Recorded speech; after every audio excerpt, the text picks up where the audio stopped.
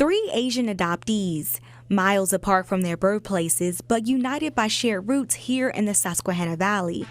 I want to take you to Cambodia in the late 1990s. More than 400 Cambodian orphans were adopted by foreign families. At just 10 months old, one of those adoptees traveled to the U.S. to start a new life. My background in the Cambodian adoption community can be varied from not knowing anything to knowing a lot about your birth family. So I knew that my mother had tuberculosis. I knew my father had passed from tuberculosis. Maya Sony Schwartzwalder was raised in a small town in Maine, and although she loved her adoptive parents, she yearned for something else. So you are physically losing a part of your story, a part of yourself. My biggest thing as a child was I always mourned someone I didn't know.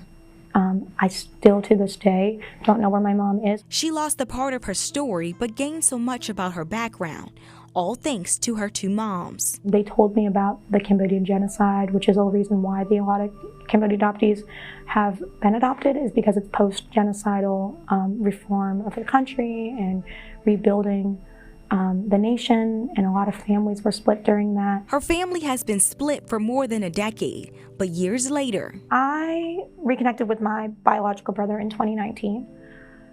I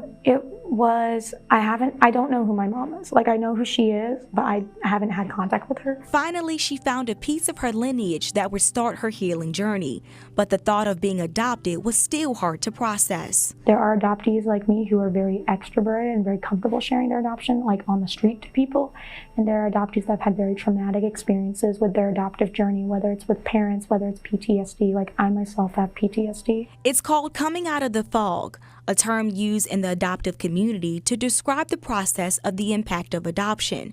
While it's easy for some, other adoptees find it a challenge to acknowledge a culture they've never been introduced to. Growing up, I felt like I was white. I didn't identify as Korean American or Asian. And then really, I think I started to discover my Korean identity. Like Sarah Johnson, who was adopted from South Korea but grew up in Lancaster County.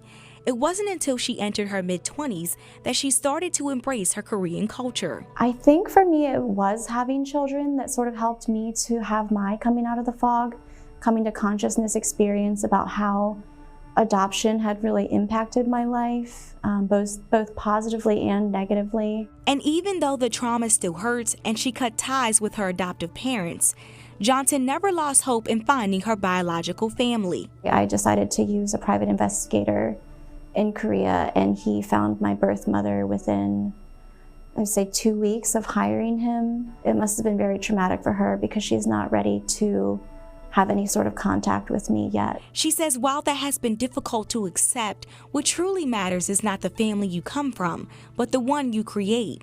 And to Adam Hosey, family holds a deeper meaning. I believe very deeply in chosen family and what that looks like, and I have my chosen family. Hosey was adopted in Korea and raised in South Philly by an Italian family.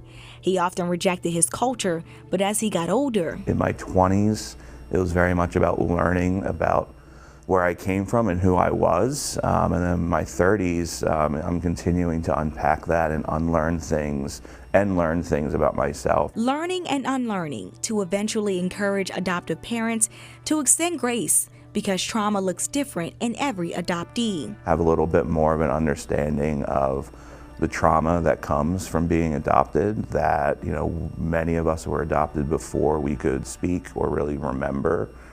But those memories are imprinted on us. Adopted kids don't need to be saved, they need support. In Lancaster, Gabrielle Thomas, WGAL News 8.